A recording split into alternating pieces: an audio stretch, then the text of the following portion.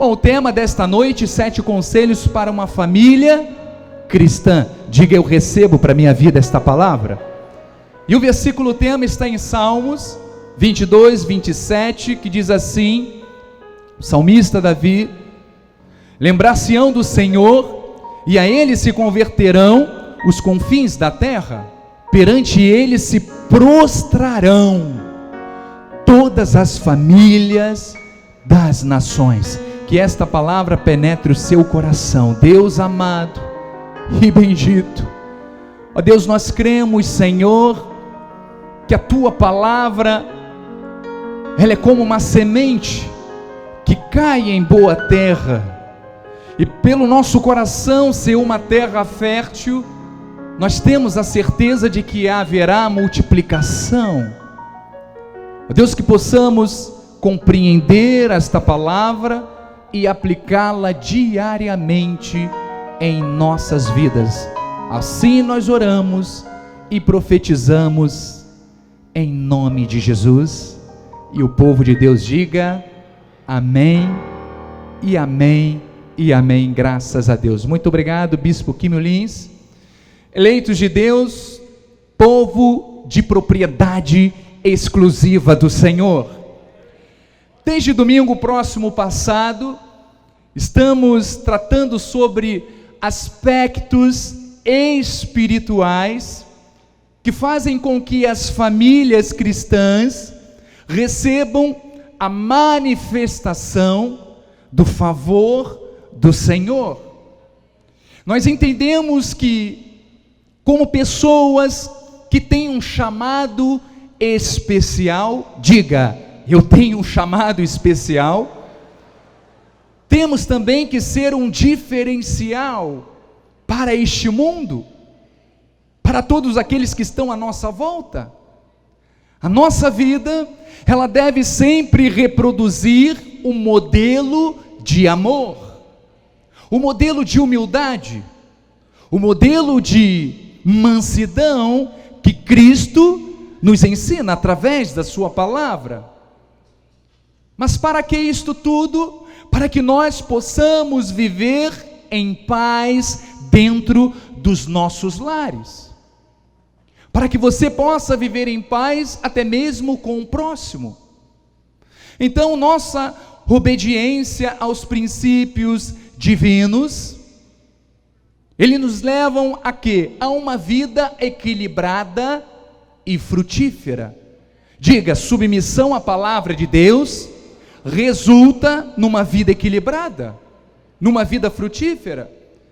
Mas hoje eu quero trazer 7 conselhos bíblicos para que a família cristã desfrute da felicidade, pois tudo o que nós precisamos para direcionarmos a nossa vida de forma sábia, não encontramos em livros de autoajuda, encontramos na palavra de Deus, encontramos na Bíblia Sagrada. Então, eu quero compartilhar com você sobre estes 7 conselhos. Vamos ao primeiro. Você está preparado? Amém?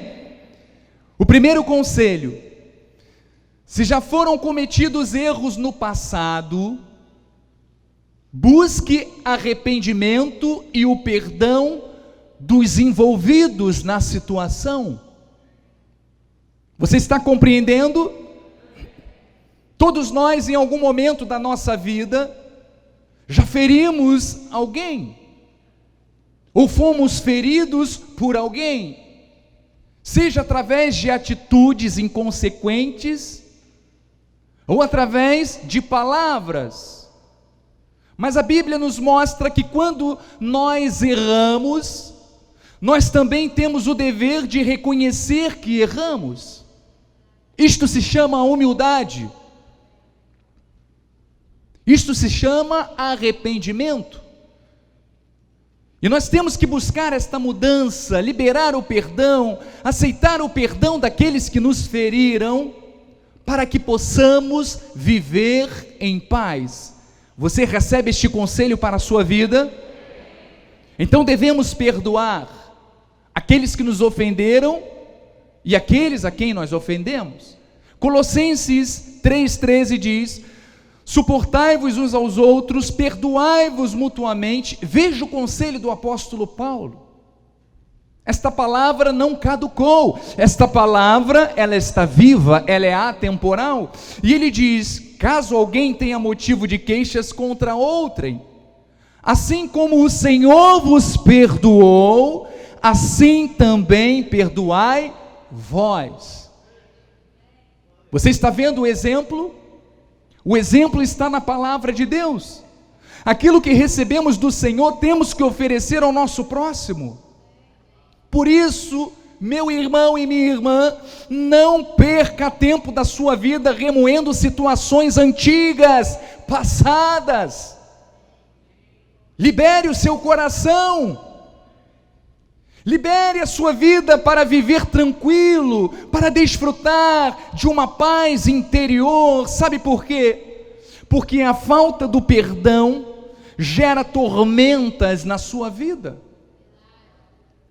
Gera insônia, doenças físicas e emocionais. Mas veja, Cristo morreu por nós para que fôssemos justificados e perdoados, é claro, diante dele.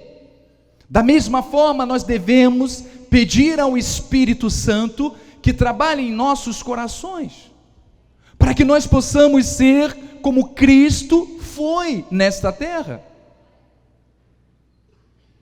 Pessoas perdoadoras, sem ressentimento. Antes mesmo que o outro venha a nos pedir perdão, libere o perdão. Não carregue nenhuma raiz de amargura, porque isso gera situações ruins dentro da família, nos relacionamentos. Então você aprendeu o primeiro exemplo, conselho. Vamos ao segundo conselho: abandone o que se passou, perdão, aquilo que aconteceu no passado, e siga para um futuro abençoado.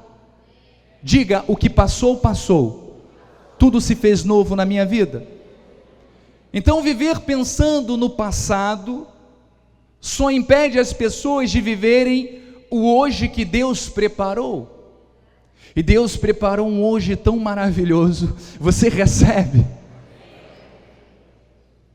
E já que nós nunca podemos voltar para mudar aquilo que aconteceu, aquilo que passou, por que então ficar perdendo tempo e se desgastando, pensando em algo que poderia ser mudado? Já aconteceu. Libere o perdão, perdoe. Viva intensamente o hoje, diga amém. Deixe as lamentações sobre o que já passou para trás, diga amém. Sabe por quê? Cada dia é uma dádiva de Deus, e podemos realizar coisas novas enquanto estivermos vivos.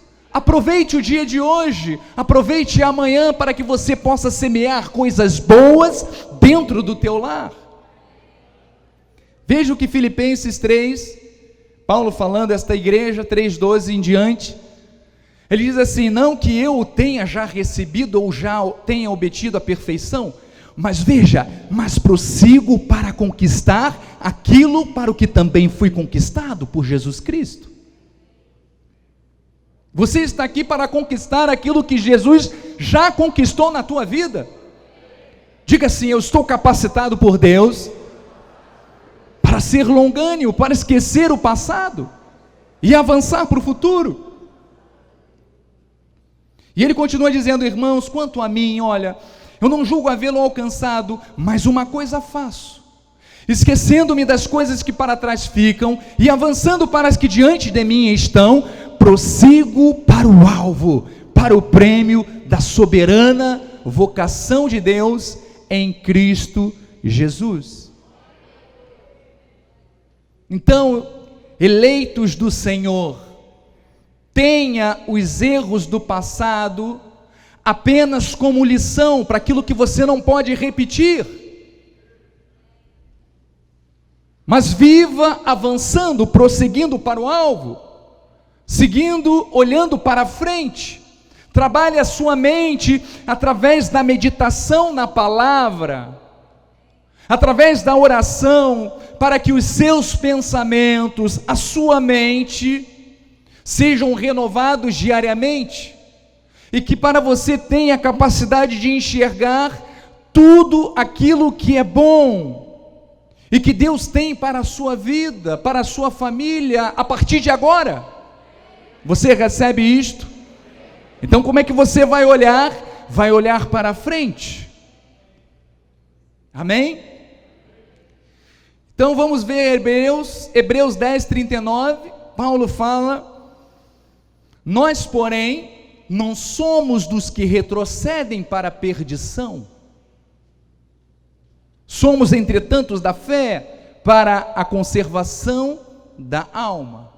Então os da fé, eles não podem retroceder, nem em pensamentos, e muito menos em ações equivocadas, porque os da fé, está dizendo aqui em Hebreus, eles avançam. Então avance, mas não é para avançar sobre a tua esposa não, hein? É avance neste propósito, de semear coisas boas para o teu lar, para a tua família. Amém? Vamos então ao segundo conselho. Você está recebendo para a sua vida? Olha, o terceiro conselho: determine com clareza quais são as regras do seu lar, quais são as responsabilidades inerentes a cada membro da família. Toda família, ela tem um cabeça, e isto aqui é bíblico. Por isso, cada família, ela tem a sua forma peculiar de funcionar e também de se adaptar às circunstâncias da vida. Mas a Bíblia, ela nos oferece uma base de como deve ser o relacionamento dentro da família cristã. Você recebe os conselhos de Deus, você recebe para a sua vida os conselhos de Deus para que você tenha uma família feliz. Então ouça aquilo que Paulo fala aos Colossenses 3 em diante. Ele diz assim: esposas, quantos aqui são esposas e querem se tornar? Digam amém. Então é com você. Esposas, sede submissas ao próprio marido, como convém no Senhor. E você vai entender o sentido desta submissão. Não é como o mundo ensina, você vai aprender como Deus ensina. E diz no versículo 19: maridos, quantos aqui são maridos ou pretendem se tornar um dia? Amém. Amai vossa esposa. Diga amém aí bem alto. Olha, e não a trateis com amargura. Então diga assim: a esposa tem que ser tratada com amor, com carinho, com chamego. Os homens também. Amém? Então veja que interessante, o relacionamento entre marido e mulher, ele tem que ter sempre como base, isto é fundamento para o seu relacionamento, tem como ter base o amor, tem como ter base o exemplo de Cristo como líder e como servo. Diga amém. Então esse conceito, nós sabemos que tem sido deturpado, por quem não tem olhos iluminados ou sabedoria para compreender. Mas a liderança do marido, ela não pode ser uma liderança imposta, ditatorial, pois ela é uma regra bíblica, sim, mas a liderança, ela não pode ser com autoritarismo, mas sim exercendo o amor e o respeito dentro do lar. Diga amor e respeito dentro do lar. E nós temos Cristo como exemplo. Jesus, ele era um líder, mas era também humilde, ele era servo, ele era cooperador. E assim também os maridos devem ser. Digam amém, os maridos. E veja que interessante, esta atitude do esposo, ela faz com que desperte na mulher uma cooperação submissa. Você consegue compreender isto? A mulher não se torna escrava do homem, não. Ela se torna companheira dele, assim como o homem também é companheiro da mulher. E ambos se ajudam para o bem do corpo, da família. Isto não é maravilhoso? Então saiba que é o Espírito Santo quem nos capacita a exercermos as nossas funções ordenadas por Deus, para que tenhamos prazer dentro do nosso lar e alcancemos a este padrão divino de uma família feliz, abençoada. Vamos ver os conselhos de Paulo para os filhos. Diz assim: filhos, em tudo obedecei a vossos pais, pois fazê-lo é grato diante de Deus. Nós vemos também que muitos filhos têm perecido por acharem que tanto faz obedecerem aos seus pais. Isto é um grande equívoco. Esta é uma regra que não foi alterada em nenhuma das alianças que Deus fez com o seu povo. Então, filhos, quem é filho, diga amém. Seja submisso ao seu pai. Agora dos pais em relação aos filhos, de 21 diz: pais, não irriteis vossos filhos, para que não fiquem desanimados. Então isso também é importante. Os pais não devem magoar os seus filhos, mas devem exercer uma aliança de quê? Divina, de orientação, discernindo e orientando os filhos de forma bíblica. Diga amém, eu recebo. Então este foi o terceiro conselho. Vamos ao quarto conselho. Mantenha sempre uma comunicação encorajadora, harmoniosa e em paz, mas também em ordem com a sua família. Dentro de um lar cristão, deve existir sempre um diálogo saudável e equilibrado. Palavras duras, sabe o que causam? Só levam confusão, só geram intrigas, só entristece o Espírito Santo, só geram feridas. Por isso os pais devem ser sempre encorajadores,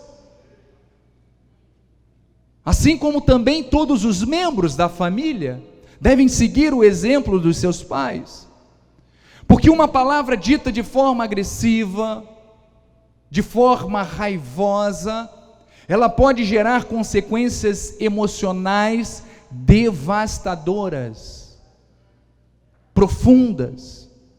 Nós vemos através de exemplos na mídia de pessoas que carregam palavras ditas na infância pelos seus pais, aonde os seus pais, no momento de ímpeto, disse: você nunca será ninguém, você será um fracassado, você não presta. E essas crianças cresceram, amadureceram, se tornaram adultas e nunca conseguiram se tornar ninguém, alguém. Por quê? Porque estas palavras ficaram marcadas profundamente dentro dessas pessoas. Então pense muito bem aquilo que você fala para o seu filho. Por isso devemos ser tardios no falar. Diga amém.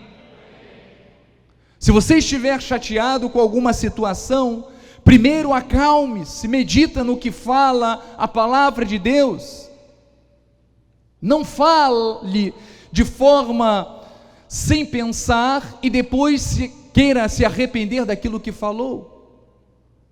Porque as palavras lançadas, elas ficam, elas marcam, elas ferem, elas não voltam atrás. Por isso pense bem naquilo que você fala para a sua esposa, para o seu marido, para os seus filhos ou para os seus pais. 1 de Pedro 4,11 diz: se alguém fala, fale de acordo com os oráculos de Deus.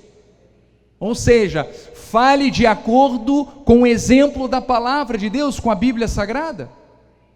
porque você é templo do Espírito Santo, e tudo aquilo que sai da sua boca tem que ser para o louvor da glória de Deus, ele diz no versículo. Isto tem que se refletir dentro do teu lar, amém? Colossenses 4,6 diz: a vossa palavra seja sempre o quê? Agradável. Veja a confissão de um crente, de um cristão, temperada com sal, para saberdes como deveis responder a cada um. Ou seja, uma palavra temperada com sal significa uma palavra boa, branda. O sal, ele tem um poder medicinal. Uma palavra boa, ela sara feridas, ela reconstrói vidas.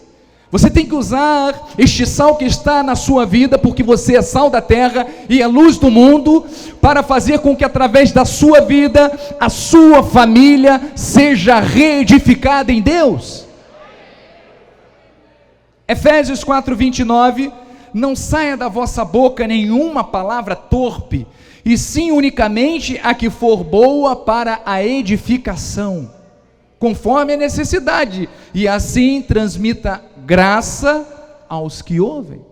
O que nós estamos fazendo aqui, eu estou transmitindo graça para a tua vida, e você vai fazer o quê? Vai transmitir graça para o teu irmão. Diga para o teu irmão, fala uma palavra de vitória para ele aí, fala: você é vitorioso em Deus, você é imagem e semelhança do Senhor. Diga: nós fazemos parte do povo que é herdeiro das promessas de Deus.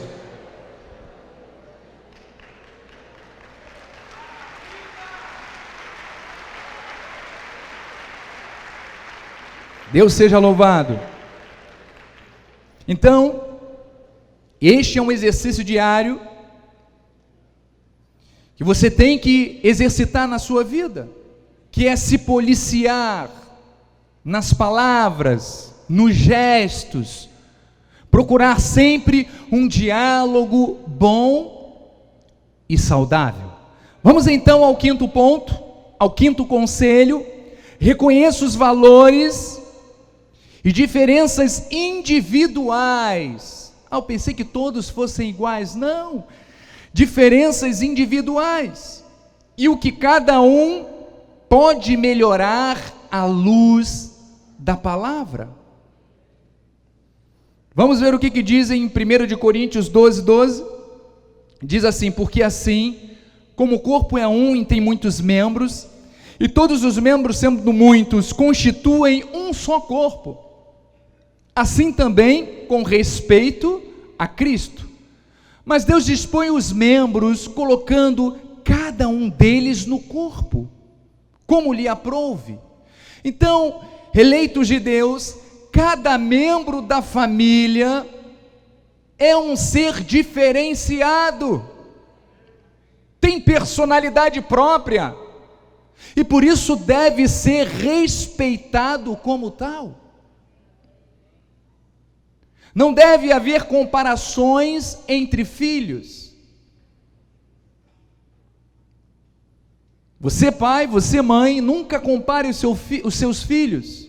Nunca diga: você tinha que ser esperto que nem o seu irmão, ou você tinha que ser inteligente que nem a sua irmã. Não diga isso. Olha, sua irmã tem um talento e você não tem o mesmo. Não fale nunca isso. Respeite as singularidades. Cada um tem uma capacidade. Um para cantar, o outro para desenhar, o outro para escrever, enfim, cada um tem um talento. Valorize o talento que a sua família tem, individualmente. Mas como seres individuais e com características diferentes, temos a Bíblia Sagrada como parâmetro, como bússola, para saber como devemos reagir a cada situação. E como nos moldar a esses parâmetros que beneficiam a nós e a toda a nossa família. Por isso você está aqui nesta noite. Então, quando pensamos no outro e valorizamos cada característica individualmente, temos famílias muito mais harmoniosas, temos famílias muito mais fortes, unidas, não é mesmo? Então vamos ao sexto conselho: conheça que você e sua família são uma pequena versão do corpo de Cristo. Efésios 3,6 diz: a saber que os gentios são co-herdeiros, membros do mesmo corpo e co-participantes da promessa em Cristo Jesus por meio do Evangelho. Então, mais uma vez eu digo, aquilo que eu havia explicado no domingo próximo passado: a igreja tem que começar dentro da nossa casa. A igreja não começa da porta, dali para aqui para dentro, não. A igreja começa dentro do nosso lar. E você tem a oportunidade de todos os dias, fazer do seu lar um altar de Deus, para você pregar para os teus filhos, pregar para a tua esposa, pregar para o teu marido, pregar para os teus pais. Exerça o teu chamado dentro da tua casa. Então, o nosso lar é uma parte pequena desta célula do corpo de Cristo, e deve estar sempre ajustada à palavra de Deus. Efésios 4,15 diz: mas, seguindo a verdade em amor, cresçamos em tudo naquele que é a cabeça, Cristo. Quem é o cabeça do teu lar? Jesus Cristo. E se Ele é o cabeça, eu estou ou não estou submetido a esta palavra? A minha família está ou não está submetida a esta palavra? Por isso, cada membro deve fazer disto uma realidade. No versículo 16 diz: de quem todo o corpo bem ajustado e consolidado pelo auxílio de toda a junta, segundo a justa cooperação de cada parte, efetua o seu próprio aumento para quê? Para a edificação de si mesmo em amor. Ou seja, não tem como se edificar se não for pelo amor. E isto é um exercício diário que devemos praticar. Afinal de contas, a igreja começa dentro do nosso lar. Cada membro deste corpo deve exercer a cooperação, segundo a sua função, sempre com o intuito de crescimento. E é claro, tendo o amor como fundamento. O amor tem que ser o fundamento da nossa família. Vamos ao sétimo e último ponto, o último conselho, e esse daqui é muito importante. Orem juntos e façam de Cristo e de suas palavras a maior autoridade dentro do seu lar. Nós somos cristãos, temos a nossa Constituição, é a Bíblia Sagrada. Temos o nosso Rei, Jesus Cristo, estamos submetidos a Ele, e se Ele diz que devemos orar, temos que orar. Se a palavra nos ensina isso, devemos fazer, porque as famílias cristãs, elas devem ter o costume de se reunirem, e não existe oportunidade melhor do que para orar, para falar com Deus, para estudar a palavra, para se aconselharem uns aos outros, principalmente os pais com os seus filhos. Em Colossenses 3,16, Paulo diz assim: habite ricamente, veja, ricamente, não é de forma mesquinha, superficial, ricamente em vós a palavra de Cristo. Então a palavra de Cristo tem que estar impregnada na sua vida. Instruí-vos e aconselhai-vos mutuamente em toda a sabedoria. Amém? Isso aí. Louvando a Deus com salmos e hinos e cânticos espirituais com gratidão em vosso coração. Estamos chegando ao final. Então, amados irmãos e irmãs, cultive dentro da sua família a gratidão no seu coração. Quem não é grato pelo que já tem, nunca alcançará o que deseja.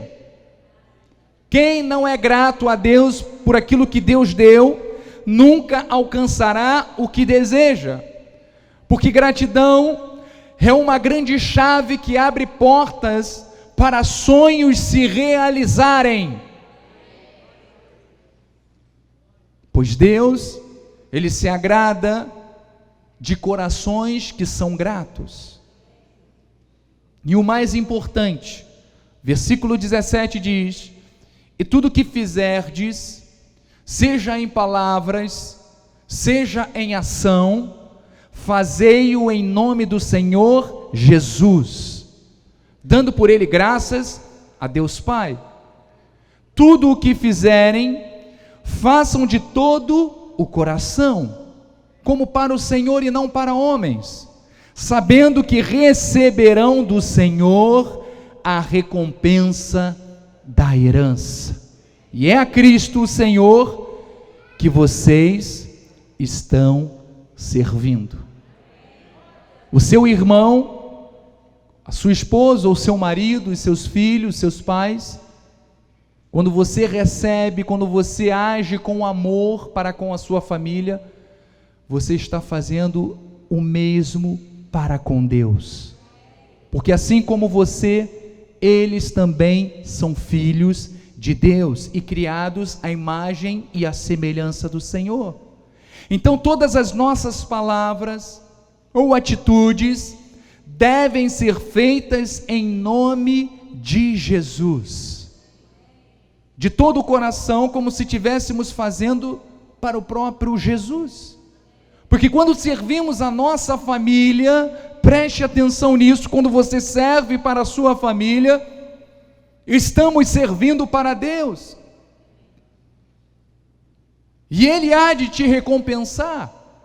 Não há recompensa maior para aqueles que amam a família, de desfrutarem de uma família feliz, uma família em paz. Então é responsabilidade de cada um de nós fazer a nossa parte para que estas características, esses conselhos que vocês ouviram nesta noite, se manifestem na vida de cada um aqui presente e também do seu lar. Eu creio que se todos pensarem em agir sempre com amor, com humildade, com mansidão,